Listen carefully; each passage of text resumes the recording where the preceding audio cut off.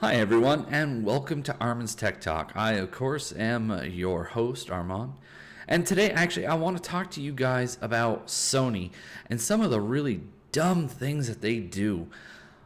I mean, these guys at one time were on the top of their game. They were the leaders in electronics. I mean, as a child, I had a Walkman. You probably did too. So, in the years since, Sony has fallen a long way. There have been books, Samsung versus Sony, The Secret Life. Well, today I want to actually talk to you guys about another dumb thing that Sony's done. Now, you may have remembered way back in mid-2016, Sony decided to introduce the PlayStation 4 Pro. And during that conference, they talked about HDR, or high dynamic range. And if you don't remember that, here's a quick clip. 4K and high dynamic range, or HDR. HDR and HDR. High dynamic range, or HDR for short, is...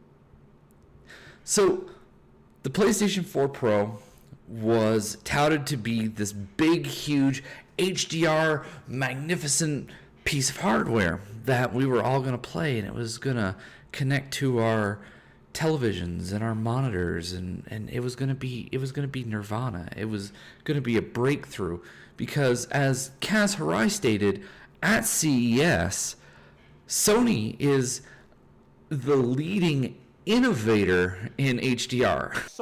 Sony is the leader in the advancement of HDR. That is definitely not the case. Now, the PS4 Pro, it wasn't equipped with a UHD Blu Ray drive that supported, well, it just wasn't equipped with a UHD Blu Ray drive, period.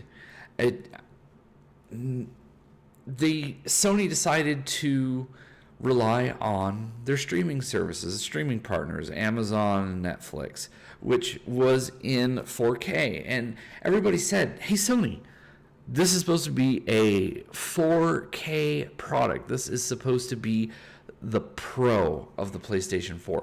Why are you not including a UHD Blu-ray drive? You're part of the Blu-ray consortium. You guys own the patents to Blu-ray. I mean, you own the patents to Blu-ray. What is the matter with you? Why wouldn't you include it? You don't have to pay anybody. But no, okay. So instead, what you decide to do is you're like, hey, you know, we're still having hard times. We're trying to make money. PlayStation's our only brand that seems to be making any kind of money. And with that being said, you don't put a Blu-ray drive in the Pro. You charge $399. You could have charged $449 and put a Blu-ray drive in there. You could have done it. It wouldn't have been that hard. You probably really wouldn't have taken a big loss on it because you're not paying all the fees because, once again, you own the patents. So you didn't put the drive in the Pro. So what do? You come back 6 months later, CES, and you start announcing televisions. You announce the Sony OLED, Sony's first OLED. Big thing, big television. From what I've seen of it online on YouTube, beautiful television. Sony Electronics at the top of its game. Of course, you're borrowing LG's panel, but hey, we'll give you a pass on that. Supports Dolby Vision. This is another HDR standard, folks. I mean, there's 4 out there. There's one from Technicolor, there's one from Dolby, there's an open source, which is HDR10, which is what your Xbox One supports, or Xbox One S, and the PlayStation 4 and the PlayStation 4 Pro. So, the Blu-ray drive that is announced at CES is HDR10 compatible. Not Dolby Vision compatible, like the Oppo player that's currently coming, like the Panasonic player that's currently coming, like the LG player that's currently coming. And it might not be Panasonic, it might be Philips. It's one of those two companies. But they're all bringing out Dolby Vision Blu-ray players. Now Sony, once again, what are you doing? You're missing the boat.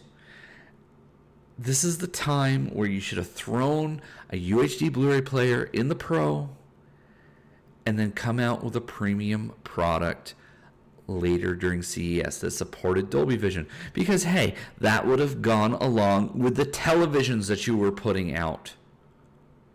So, in my opinion, guys, what's going on here is Sony is just completely off their rocker. And if they keep it up, they're not going to be around much longer. They don't have the market knowledge or the market visibility to actually make products that people want. They shoot for the real high end, things that might be more niche. Sony was saying that this whole HDR business is niche, but yet they're the leaders. They're the leaders in HDR. So at this point, my opinion is that don't buy a Sony Blu-ray player at all, because it's behind the times. It's pretty much equivalent to last year's models. You're better off looking at a player from LG, once again, Oppo. Now, the Oppo player, of course, is a little more expensive. It's $549, but it's got premium products in that, or excuse me, premium components. And Sony, considering the only division you have that really makes money, maybe besides, I don't know, some insurance business that you might have tacked on somewhere, stop making these decisions to leave the technology out because you think you can double dip at a later point.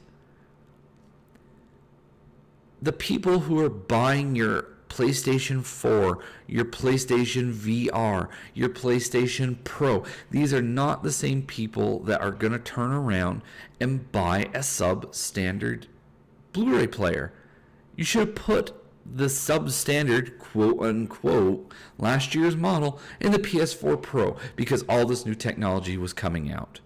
You missed the boat, you're going to miss some profits, and by God, I hope PlayStation is enough to keep your general company afloat for another year until you can catch up and actually see that the market is going to adopt this. I mean, for crying out loud, Cyberlink, of all people, is going to support HDR on PC. They don't even have a drive yet, for crying out loud.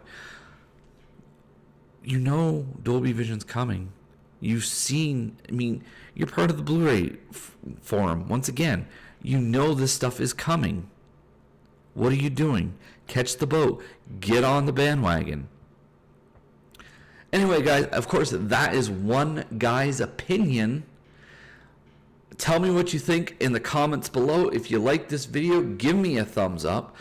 And I hope to see you guys in the next video.